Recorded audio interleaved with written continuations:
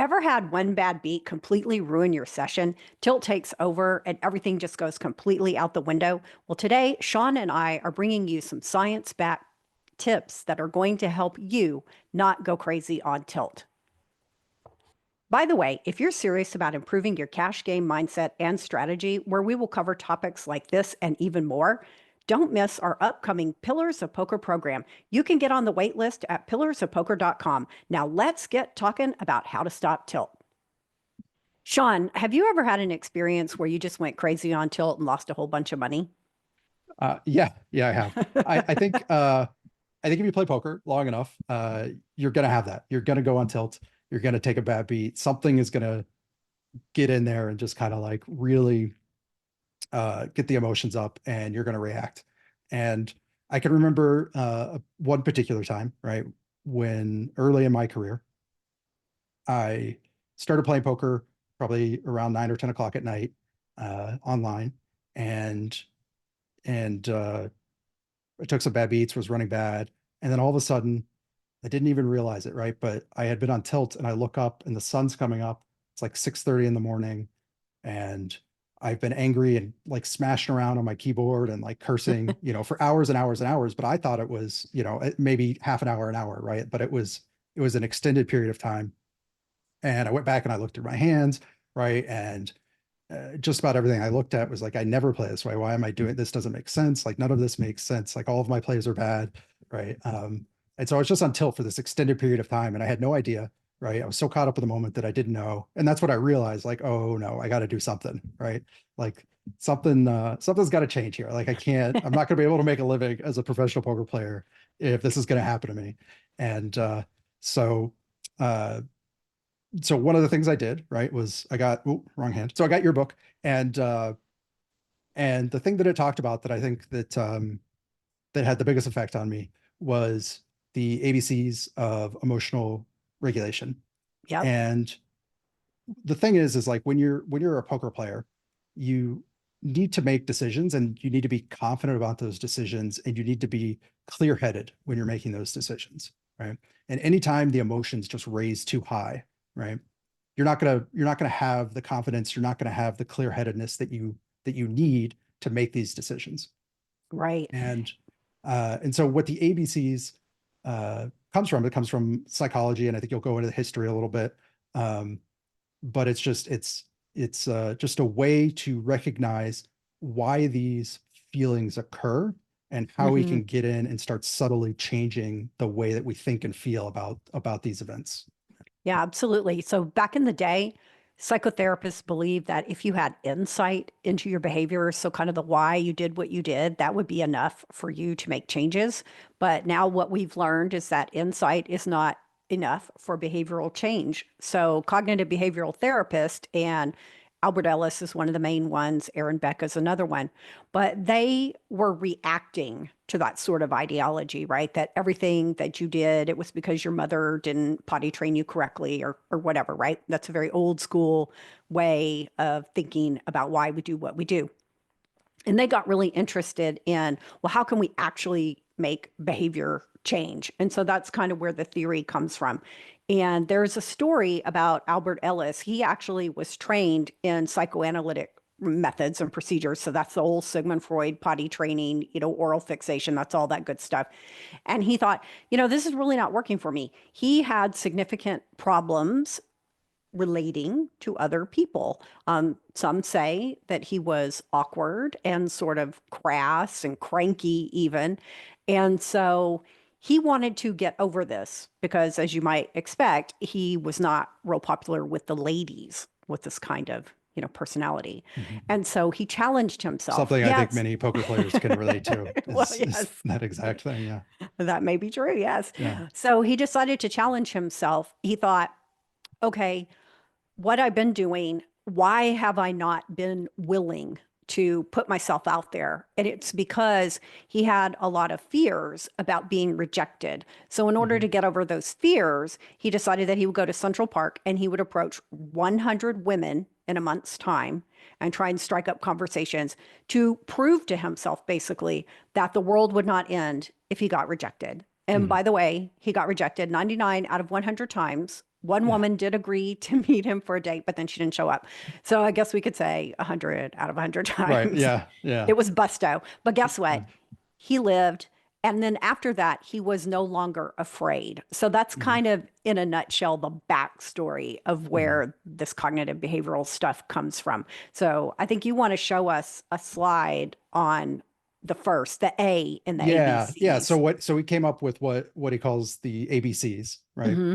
And so the first, the A of ABCs is the activating event, right? So this is Yep. what happens, the thing that we're reacting to, right? So in this case, right, it could be a bad beat, it can be a cooler, it can be just a sustained, run bad. It could be a guy three bets you six hands in a row, right? Like Hmm. whatever it is, like whatever the thing is that you're reacting to, right? That's the A, right? And then we Yeah. have the B, right? So this is beliefs, right? So the beliefs, they shape your reactions. It's what do we believe about this event, right? And a lot of times these are subconscious beliefs. We don't necessarily know, at the front of our mind what this belief is. And a lot of times these can be completely erroneous beliefs. And so one that's really common, right, that people don't know that could be a cause of tilt is I deserve to win, Hmm. or I'm too good to make mistakes, or I shouldn't take bad beats, right? Or any of these like little subconscious beliefs that you don't know are under the surface. But then what happens is like if you have this belief that you're too good to make a mistake, right? And then you get to a river and you make a bad call, right? And then all of a sudden now you have this belief that I'm too good to make mistakes, and then you have a mistake. And now they're, these two things are butting up against each other.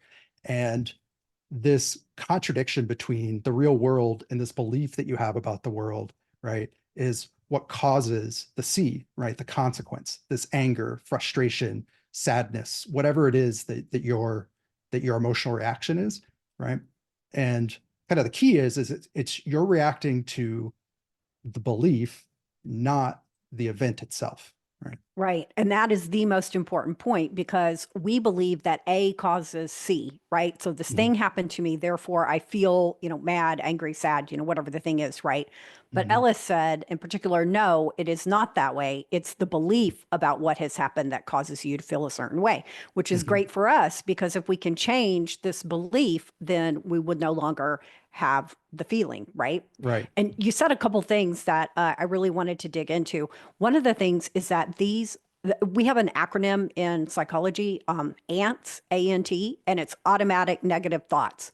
And you were Mhm. kind of talking about how they're unconscious, right? Mhm. And that's true. We have 60 to 80,000 thoughts per day, and most of them we're not even aware of, and a lot Right. of them are negative. Mhm. So if you're having all this negative thinking, right, then you are going to not feel great. Right. So that was one thing I wanted to bring out from what you said. Another thing is that many of these are, by definition, illogical and or irrational. And Mhm. so when you have these beliefs, part of what you want to do is you want to train yourself to, we call it in the business dispute or disputations, right? Mhm. You want to say, what is the evidence for this thought? Mhm. Yeah, I like that slide you just put up, the reframing the narrative. That's Mhm. exactly what this is about. So I don't know if you can recall back to, you had that long, hard night and it was very bad. And now, of course, you don't approach Yeah. situations that way anymore. I know it's been a long time. How do you think your thoughts have changed? How have you reframed them and disputed them to get to where you are now? Right. Yeah. So what I could tell you is at the time I didn't know any of this, right? I Mhm. knew it was a problem, but that's all I knew, right? Right. And so the disputation or reframing the narrative, right, is kind of one of the keys, right? So one of the things I didn't realize, right, like one of these like subconscious beliefs that I had was that I'm too good to make mistakes, and Hmm. that um that I deserve to run good, right? Like those are kind of two of the big ones. And these are two that I still struggle with today, right? But I'm way better at it, right? But it is Right. still and so what you have to do, right? And what I've slowly worked on is, identifying these erroneous beliefs, right? This belief that I deserve to run good or I don't deserve to get the suck out. and then because what happens is like then when you do run poorly, right? You're like, why me? Why am I so unlucky? Why, Hmm. and then you have this like rage against the universe, right? Like, why is the world conspiring to make my life terrible? Um, and so you have to start talking yourself through this, right? Both before you sit down to a session. So one of the things that I'll talk to myself before I sit down to a session is um, I'll remind myself that bad beats are going to happen. I'm going to make mistakes, and I'm just going to try to play the best I can in each moment, right? And the Hmm. results will be what they'll be, right? And that's one that I tell myself really often, and I'll do that actually in a session, right? Sometimes I'll take a bad beat, or I'll make a call on the river that I know logically is correct call, but the guy happens to have the hand this time, right? And Right. and it'll frustrate me in the moment, and I'll talk myself through it, right? Like, hey, you knew, like, that like you're calling this because the pot odds offered to you are correct, and he'll probably be bluffing more than the pot odds offered to you. And therefore, when he shows you the goods half the time, it's still a correct call. So it's like, okay, right. And you have to talk yourself through this, right? Because like this, like a hidden assumption in there would be like you're bluff catching the river. If I'm bluff catching, he should always be bluffing. And that's an Right. erroneous, right, belief, but it's kind of locked in there. A lot of people have this. And so you can slowly work your way through this, and you're not always going to know right away what your erroneous belief is. You're actually going to have to test out a couple different ways to dispute it. And you're slowly going to narrow in like over time on these kind of illogical beliefs that you have and kind of correct them. Right? Yeah, absolutely. You have to take the time to go, what was I thinking in the moment, right? You have to Mhm. kind of look back usually and say, I really lost my mind. What was I Mhm. thinking right before I lost my mind? And you kind of have to Yeah. dig in there to see what Yeah. those beliefs were. Another thing that you said that I think people really need to be aware of is that even though you can get really good at going through the ABCs and doing your disputing, it doesn't mean that the emotion 100% goes away. It Yeah. lessens, Yeah. right? So instead of crazy tilt, maybe it's just slight frustration or, a little bit Yeah. irritable, right? Yeah, and You, I think this is like, and we'll go to this slide, right? I think this is something you and I have talked about a bunch. It's like it's not a light switch, right? right, You don't get to like discover, oh, I have this belief that's irrational, and now I'll never think that again, right? right, It's sort of like built in, and you have to go through this process of, you know, thinking about it, right? You've got to question, why am I frustrated? Why does this make me so angry, right? Uh, and then you start like working on the idea. You start injecting some logic. You start disputing some of these beliefs, right? And then sometimes you have like a little light bulb moment, and you have gotten a lot better at it. And then you just start over, and you repeat this process over and over again, and slowly over time, right? These emotional reactions in the moment, they will lessen. right. But you wouldn't be a human being if you were in an enormous pot and somebody three-outed you and you had no reaction, right? Like nobody's like that, right? And if you expect, and this is another possible erroneous belief, like if you expect yourself to have no emotion, right, when you're playing poker, that's this is another erroneous belief. You should have emotion, right? So this is actually a thing that can lead to more tilt, is like you get angry, and then you're angry that you're angry because you shouldn't be angry because you know what I mean? It's like Yes. this, just like this nonstop snowball of emotion. And it's like, so you just have to accept like these things will affect me. And my job is not to like make myself a robot, because that's impossible. It's to take it down a notch so that I can catch it Right. before I explode into this crazy kind of like put all the money in type of crazy person, you know? Absolutely. I'm starting to think that you've really learned the lessons from my book very well. Well, yeah, lessons. And we've done many, for those that don't know, like Tricia is my mental game coach, which is why we're doing the course together. But Yep. yeah, it's like, and it takes a long time. It's a process, and you'll get Hmm. better, right? Like I'm not perfect, but I am better, right?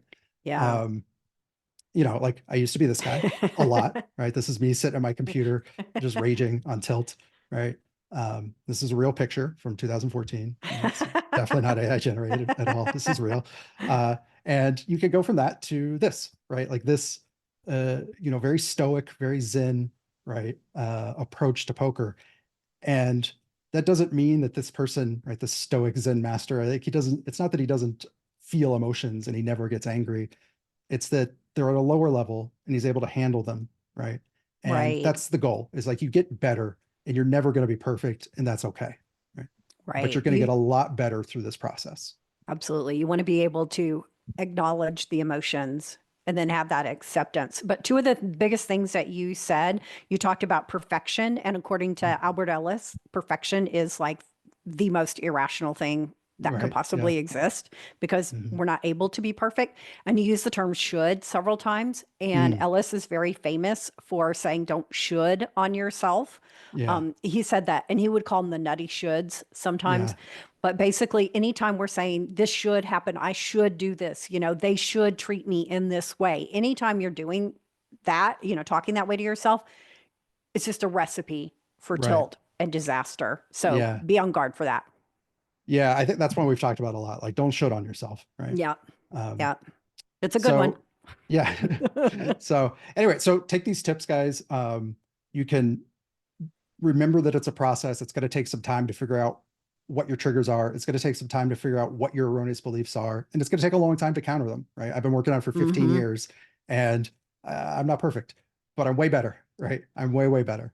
Yes, So and yeah, that's what you want to go for, right? yeah, exactly. Yeah. So just a reminder, guys, we're working on the course, Pillars of Poker. We'll start our first group in a couple weeks here in March. So get on the waitlist, pillarsofpoker.com. We'll cover more mental game stuff, a lot of strategy stuff, all specifically targeted at low to medium stakes live cash. We'll have a lot of stuff that's specific to coming over from live MTTs, live MTTs to live cash. And then also, if you are already a cash player and you don't play MTTs, but you haven't quite broken through a cash, we're going to cover like all the stuff that you're going to need to get there. Yeah, absolutely. Can't wait to see you guys. So make sure you get on the wait list at pillarsofpoker.com. All right. Thanks, Tricia. Thanks. See ya.